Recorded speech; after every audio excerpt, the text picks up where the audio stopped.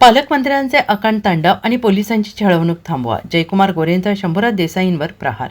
सातारा जिल्हा परिषद अध्यक्ष निवडीच्या पार्श्वभूमीवर साताऱ्यातील राजकीय वातावरण चांगलेच तापले आहे. ग्रामविकास मंत्री जयकुमार गोरे आणि सार्वजनिक बांधकाम मंत्री शिवेंद्रराजे भोसले यांनी आज घेतलेल्या पत्रकार परिषदेत पालकमंत्री शंभूराज देसाई यांच्यावर प्रश्नांची सरबत्ती करत गंभीर आरोप केले.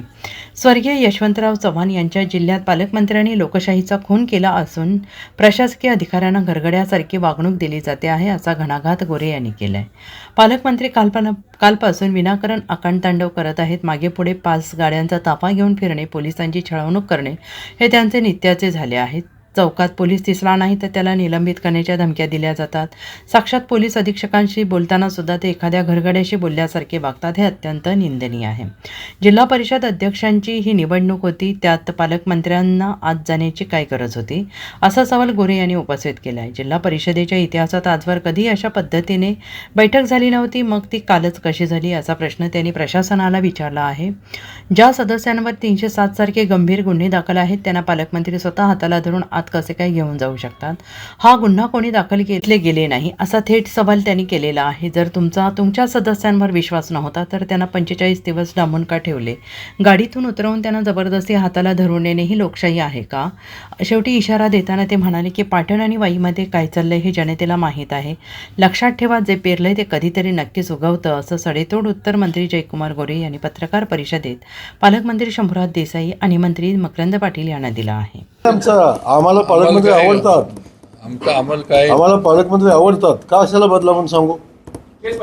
हो, चांगलं चाललंय. तुम्ही ग्रामविकास मंत्री आहेत, जिल्हा परिषद तुमच्या ताब्यात आहे, त्यामुळे तुम्ही प्रशासनाला हाताला धरून सीसीटीव्ही बंद करायला हवे असा आरोप आहे. त्याचा काय खुलासा? अरे बाबांनो, जयकुमार गोरे जिल्हा परिषदेमध्ये आला नाही, बरोबर ना? ग्रामविकास खात्याचा मंत्री होतो तर मीच पहिला रुबाब मारायला पाहिजे तिथे येऊन. यंत्रणा सगळी माझ्या मागं पुढे फिरले असते ना. लोकशाही मार्गाने निवडणूक होते, आपण डिस्टर्ब करायचं नाही ही परिस्थिती होती. आपण नाही जिल्हा परिषदेमध्ये गेलो. जिल्हा परिषदेचं मतदान आहे 11 वाजता. तुम्ही सीओला सांगून बैठक लावता 11 वाजता. लेखी पत्रांना दिला सांगता की बैठक घ्या 11 वाजता. कशी हा बैठक होते? तर लोकशाहीची मूल्य जेव्हा तुम्ही सांगता तेव्हा लोकशाहीची मूल्य जपायची जबाबदारी आपली आहे. सातत्यानं ज्या पद्धतीचं त्यांचं काल जे सांगणं होतं, लोकशाहीचा खून झाला, गळा घोटला, हे झालं.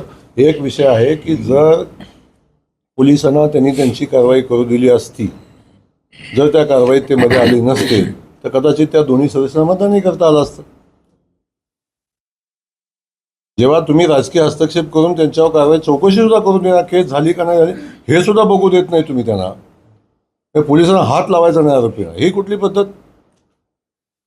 या छोट्या छोट्या गोष्टी होत्या. आपण त्या कारवाईत हस्तक्षेप केला नसता, कदाचित मतदान पण केलं असतं त्या सदस्यांनी.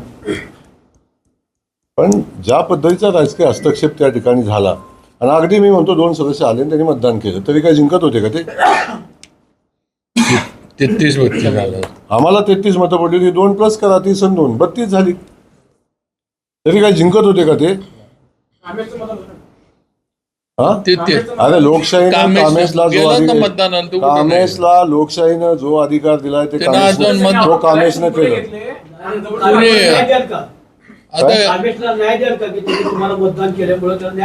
ते कामेशन आम्ही बघू ना, तुम्ही का चिंता करताय?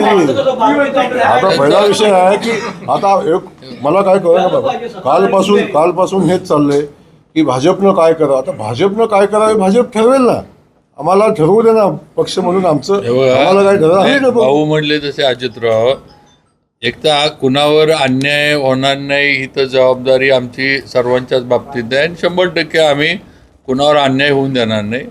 आणि आजचं आमचं हेच आहे की जे आमच्यावर आम्ही लोकशाहीचे खुनी आहोत वगैरे वगैरे या गोष्टी जे बोलल्या गेल्या काल त्यांच्या आलेल्या अपयशानंतर, तर त्याची वस्तुस्थिती आम्हाला मांडायची होती म्हणून गेली. आता पुढचे विषय काय असतील तर जसं त्यांनी सांगितलं किंवा आमचे पक्षाचे नेतृत्व आहेत वगैरे, आमचे पण पक्षाचे नेतृत्व आहेत, ते पण काय पुढचे विषय असले तर ते बघतील काय करायचं.